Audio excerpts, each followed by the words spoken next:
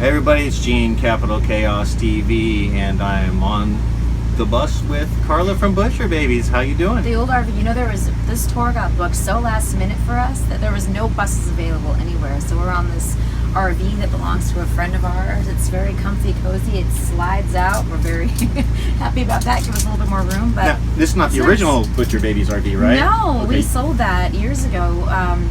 We've had so many fun touring vehicles. The first one we had, we called the Maggot. It was a airport shuttle van that we made into a tour bus. Okay. And it had like bunks and everything. It was great, but didn't last very long. Then we got an RV that we also built bunks and everything. And again, you know, it's hard when you tour as much as we tour. You can't possibly keep doing it in an RV because it just wears it out. I think we were blowing out tires every other week. There's just too much weight, too much metal for the RV. A little too much metal there. And if I'm not mistaken, being a fan of the band, didn't you guys sell that on Craigslist? Or you posted it on Craigslist? I don't remember. Custom RV with some bunks in the back or something? Probably. Okay. Yeah. All right. And we're here in San Jose at the City Civic National Civic, is that what it's called? And this is what number of the stop? What stop is this? Gosh, this is I think number four for us tonight. Okay. All right. And we were here last at this same venue with Marilyn Manson years ago on our very first big tour. So it's kind of nice to be back. You did a few tours with him, right? Just one tour. Just one tour? Okay. I was here for that one. It felt like a lifetime. Yeah, I was here for that one, and then I think for Danzig at the Workfield, correct? All right, cool. So the last album, Take It Like a Man. Where'd that name come from? You know, that is a lyric from our song Dead Man Walking, and as the writing progressed and as we were trying to think of a name for the album, we thought, why not use that line? That song is very important to both Heidi and I. It's kind of details how we grew up in our relationship with our fathers, and that line just kept coming back and back, and it's such a great statement.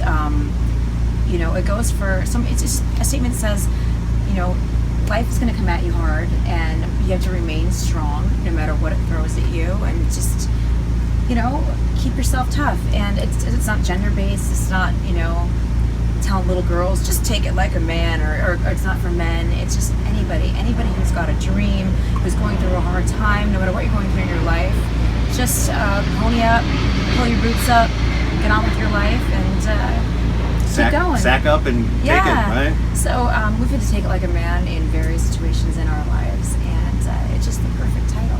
Gotcha. Well, I know, speaking of your growing up, you're from Detroit. Yeah.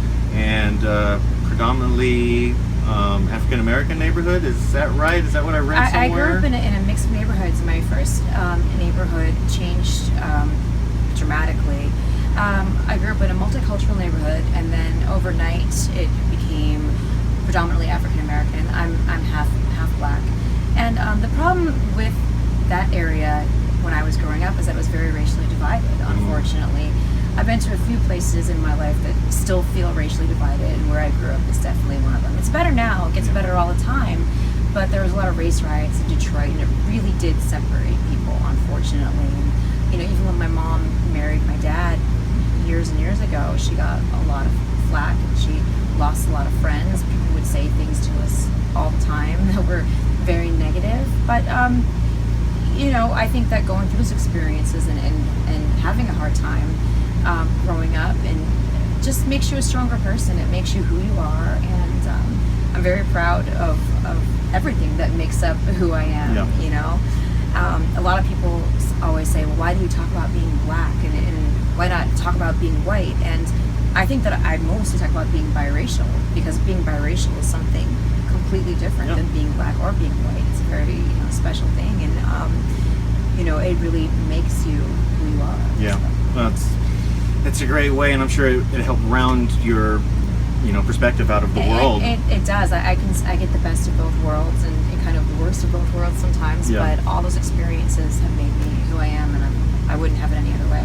Now, growing up in Detroit, what was the first metal that you got exposed to? Who was it? What was that spark that said, wow, I kind of like this? Or was it rock-based? Or cool story is Megadeth is my very first rock concert ever. Really? But the very first metal song that I ever heard was a Metallica song, and I was in the back of one of my friends' vans, and they're listening to Metallica, and I always tell the story that the sound, the angriness, the lyrics, just the speed of the song, it kind of felt how I felt on the inside, on the outside. Yeah.